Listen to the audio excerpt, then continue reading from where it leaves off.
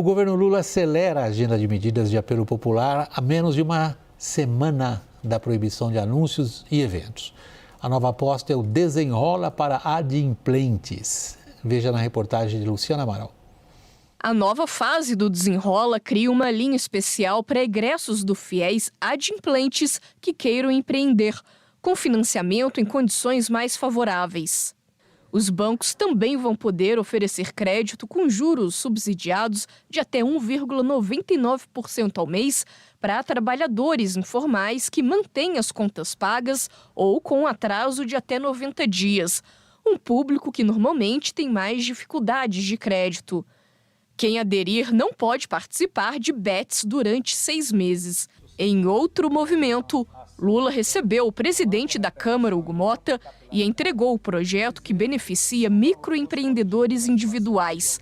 A proposta aumenta o teto do faturamento dos atuais 81 mil para até 140 mil reais por ano, com impacto estimado de 50 bilhões de reais em renúncia fiscal.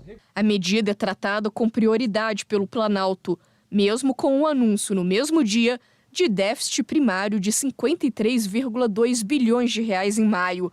Mais um sinal do desafio de conciliar estímulos à economia com o equilíbrio das contas públicas. A expectativa é de uma semana ainda intensa para o presidente Lula, com anúncios, eventos e viagens.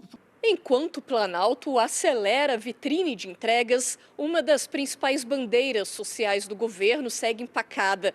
A proposta, que acaba com a escala de trabalho 6x1, continua sem previsão de avançar no Senado. O presidente da Casa, Davi Alcolumbre, sequer despachou o texto para a Comissão de Constituição e Justiça. Alcolumbre pretende deixar qualquer votação do fim da 6x1 para depois do recesso de julho, o que dificulta que a medida seja sentida pelos trabalhadores a tempo das eleições. Por outro lado, o presidente do Senado pautou para esta terça a votação da aposentadoria especial para agentes comunitários de saúde. Se aprovado, o rombo adicional nas contas públicas, segundo a Previdência Social, pode chegar a cerca de 28 bilhões de reais nos próximos 10 anos. Grace, a gente tem tratado do empenho do governo brasileiro em não medir qualquer tipo de esforço e não se preocupar neste momento com questões fiscais ou do crescimento da dívida pública, por exemplo, em troca de algum tipo de ganho eleitoral. Está conseguindo? Eu acho que, se a gente pegar a aprovação do presidente Lula, né, a média das pesquisas, numa aprova, desaprova, a gente viu um aumento da aprovação do presidente Lula, sim, nos últimos 2 meses. Em meados de abril, a aprovação do presidente estava com 44%, hoje está entre 47% e 48%. Então, estamos vendo evidências que o acúmulo de medidas que foram até aprovadas no ano passado, implementados esse ano, e nessa lista incluímos isenção de imposto de renda, desconto de gás de cozinha, eletricidade, desenrola 2.0. Então, o efeito cumulativo de tudo isso, acho que está começando a melhorar a imagem do presidente, sim. E, tradicionalmente, isso que acontece, né, no ano de governo. O governo geralmente fazem esses programas com um viés e um olho eleitoral. Mas eu diria, William, que é interessante que o governo tenta, evidentemente, extrair o máximo de benefícios de programas para melhorar a sua imagem, mas eu também diria que não é totalmente justo dizer que eles abandonaram a preocupação com o fiscal. A gente está vendo isso com as batalhas que a gente está travando no Congresso, com o qual acabamos de escutar alguns projetos. O governo está tentando limitar o tamanho do dano, mas com certeza está tentando melhorar a sua imagem também. Está conseguindo melhorar o tamanho do dano, Thaís? Então, de curto prazo pode até ser, né? Vai dar algum alívio aí para as famílias que acessaram o Desenrola. O tamanho da adesão ao programa ainda é muito baixo, perto da expectativa. São, sei lá... Só você está indo por um raciocínio, talvez eu tenha me expressado mal na minha pergunta. Eu estava seguindo a observação que o Chris Garman tinha feito. O Chris tinha nos indicado que a gente deveria pensar no seguinte: não é assim que o governo não está tão preocupado com as questões fiscais. Ele até está. melhor, digamos, no sentido de travar um pouco do que se tenta fazer no Congresso. Aí que veio minha pergunta para você. Ah, entendi. Desculpe. Tá? Eu que me expressei mal. Não, desculpe. Eu ouvi o Christopher, mas eu achei que você tinha mudado de tópico. Não. Vamos lá. O governo e o Congresso Nacional estão naquele modo assim, um faz uma bondade, a bondade do governo é bacana, a bondade do Congresso Nacional é maléfica, né? Então, eles estão numa disputa de quem faz a maior bondade e cada um tem um instrumento. Qual é o instrumento do Congresso Nacional? É atender categorias, é desvirtuar aposentadorias, é mexer com conta da Previdência, é aumentar gastos sem previsão de receita. Esse é o instrumento que o Congresso tem. O instrumento que o governo tem, porque ele tem a máquina na mão e ele tem as condições de criar programas que ficam de fora das contas. Então, tudo que o Congresso está criando vai para as contas, para as despesas primárias, né? E aparece nas contas públicas ali como um desequilíbrio fiscal. O que o governo federal está criando não aparece, porque é tudo exceção à regra. Então, no final das contas, ele vai dizer, olha, eu cumpri a meta fiscal, mas ele gastou, sei lá, metade, pelo menos metade desses 200 bilhões de programas que ele anunciou desde que ele começou na campanha, fora das regras. Então, os dois querem a mesma coisa, cada um com seu instrumento, ambos gerando distorções. Daniel, a Luciana, nossa repórter, destacou que esta semana, a semana derradeira, para fazer o que foi feito hoje, por exemplo, como o lançamento do Desenrola para adimplentes, hein? Bem notado. O Desenrola para quem está pagando uma coisa e Desenrola para inadimplentes. E esta de hoje, as pessoas ouçam bem, é para quem está pagando. O que tem ainda aí no estojo de ferramentas? William, a caixinha de ferramentas já foi toda gasta. Agora, até pela entrada do defeso eleitoral, que é como se diz aqui em Brasília, não tem mais muito o que fazer, a não ser a grande medida que culmina com todo esse pacote de bondades, que é a aprovação da PEC 6x1. E até agora, todas as sinalizações de Davi Alcolumbre continuam sendo de que pretende segurar para depois das eleições. O que a gente tem visto nos últimos dias, e isso fica claro com o programa de renegociação de dívidas para os adimplentes, é o governo agora tentando falar para um público que tem demonstrado muita resistência com o PT, com o Lula, com este governo, que é essa imensa massa de trabalhadores informais. São 40 milhões de trabalhadores, 40 milhões de votos, não são sindicalizados, não é a turma que tradicionalmente cabe no discurso eleitoral do PT e com quem o PT tem tido imensa dificuldade de conversar. Começou a conversar com esse programa Move Brasil, que é de benefícios, crédito para o pessoal de aplicativos, de transporte de passageiros, de entregas. Volta a falar nesse programa de renegociação de dívidas para os adimplentes e está tentando ainda aprovar um aumento do MEI e do Simples Nacional, microempreendedor individual.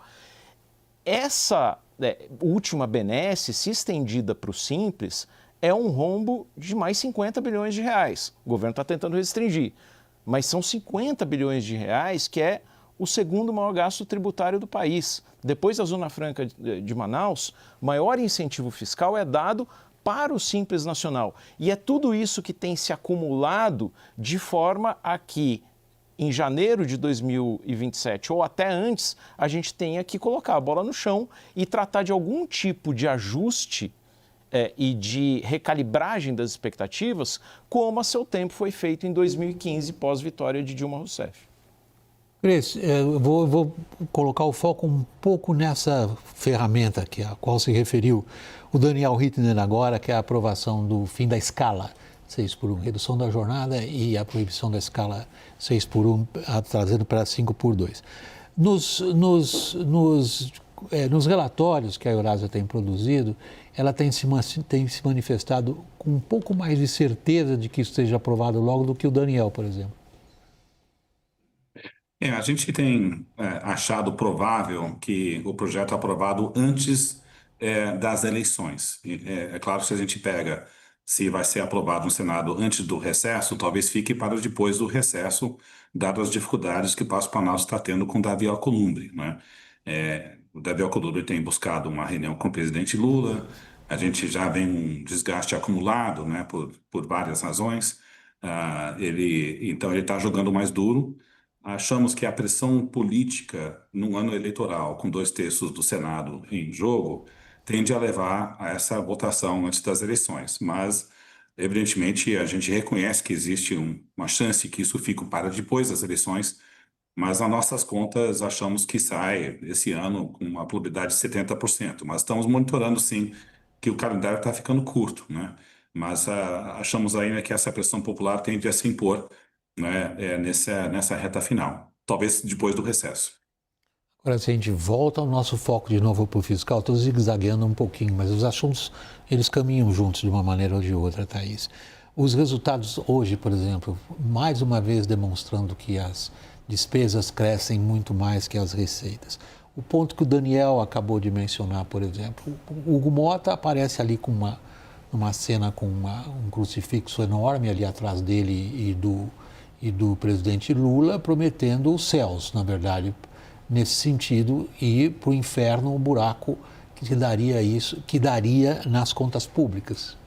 William, tem uma conta que é mais simples, eu acho que ela escancara melhor para as pessoas que não conseguem entender direito a dinâmica da política fiscal, que é a seguinte: essa conta foi feita pelo Mansueto Almeida e pelo Samuel Pessoa, ambos num relatório para o BTG, em que eles demonstram que, pelo andar da carruagem de 2026, diante de todos esses pacotes, enfim, todas essas bondades, o governo Lula 3 caminha para ter, em 4 anos, um crescimento de despesa acima de 21%. Para um PIB, ou seja, para uma riqueza gerada, para um crescimento de 11%. Então, nós estamos falando de um Estado que cresce a 21% para um país que cresce a 11%. Você não precisa entender de política fiscal para saber que isso é insustentável. Porque quem sustenta o Estado é o setor privado, é a economia, é quem gera riqueza. O Marcos Lisboa, que é outro economista que faz bastante diagnóstico sobre a situação brasileira, sempre tem uma frase que ele usa há muito tempo, que ele fala que o Brasil é o país da meia entrada, né? Então, assim, quanto mais meia entrada, mais caro vai ficar o custo do país para aqueles que pagam. Esse pacote de bondades do Lula, a quantidade de exceções e de categorias que ele quis atender, ou para não pagar uma conta, ou para pagar menos juros do que aquele que o Banco Central faz, é um pacote de meias entradas.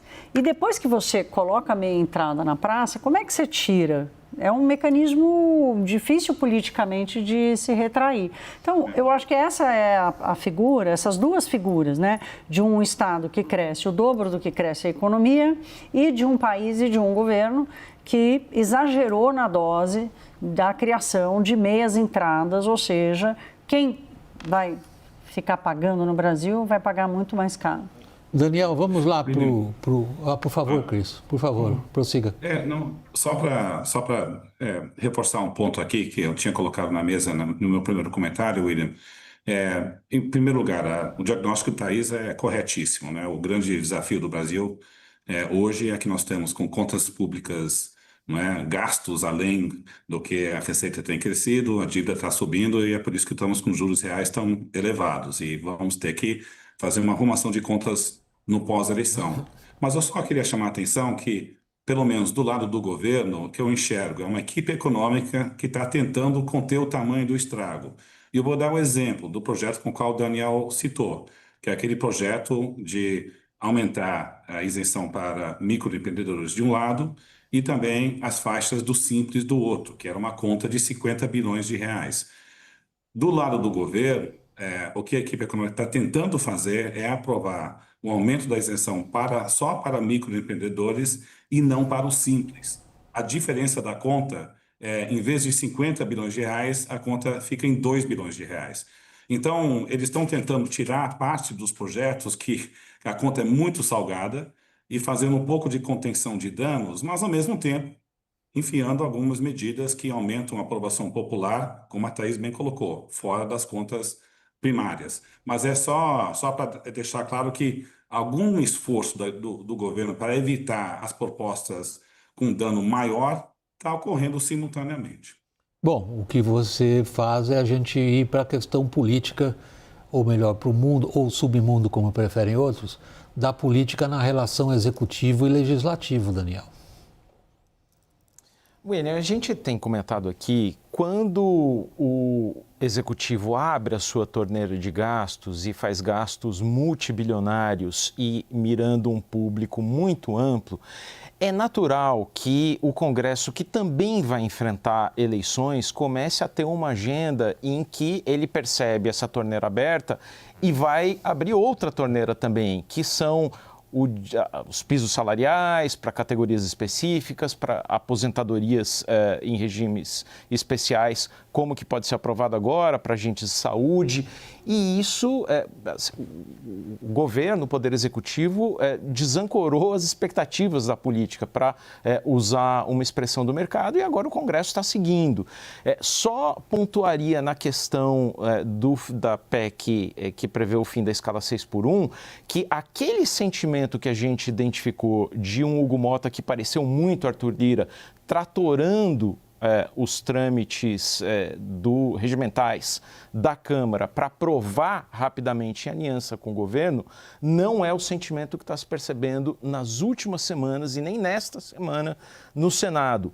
Muito em função do fato de que deputados que votaram e entraram no clima do oba-oba no fim da escala 6x1, voltaram para suas bases e, se por um lado receberam elogios dos eleitores, do povão, vamos dizer assim, também foram duramente cobrados pelo setor produtivo. E esse clima já começa a chegar no Senado, o que tem feito Davi Alcolumbre botar a bola ali no meio de campo para analisar com um pouco mais de cautela a situação.